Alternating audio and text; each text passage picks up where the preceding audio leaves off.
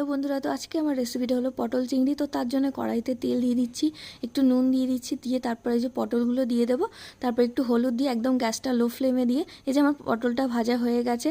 তারপর আলুটাও সেমভাবে একদম লো ফ্লেমে, যাতে করে আলুটা একটু গলে যায়। তো তারপরে যে কড়াইতে একটু নুন হলুদ দিয়ে চিংড়ি মাছটাও ভেজে নিচ্ছি। এই যে চিংড়ি মাছটা ভাজা হয়ে গেছে, তারপর ওই কড়াইতে একটু তেল দিয়ে এই যে লঙ্কার ফোড়ন দিলাম, তারপর একটু টমেটো কুচি, তারপর একটু নুন দিয়ে দিচ্ছি। আমি পেঁয়াজটা বেটে রেখেছিলাম, তো পেঁয়াজটাও দিয়ে দিচ্ছি, তার সঙ্গে আদা রসুন পেস্টটাও দিয়ে দিলাম, তার সঙ্গে 2 চামচ জিরে গুঁড়ো। তো কষানো হয়ে গেলে একটু গরম মশলা গুঁড়োও দিয়ে দিচ্ছি। তারপরে যে পটল চিংড়ি আর আলু ভাজাটা, সেটা সবগুলো দিয়ে একটু ভালো করে নেড়ে চেড়ে কষে নিয়ে 1 বাটি পানি দিয়ে দিচ্ছি। তারপর দেওয়ার পর আমি 20 মিনিট ধরে একদম লো ফ্লেমে রান্না করব, যাতে করে টেস্টটাও ভালো হয় আর তাড়াতাড়ি গলেও যায়। তো এই যে আমার হয়ে গেছে পটল চিংড়ি রেসিপি। তো ভালো লাগলে অবশ্যই একটা লাইক কমেন্ট শেয়ার করো আর আমার চ্যানেলটাকে সাবস্ক্রাইব করো। সবাইকে অনেক অনেক ধন্যবাদ।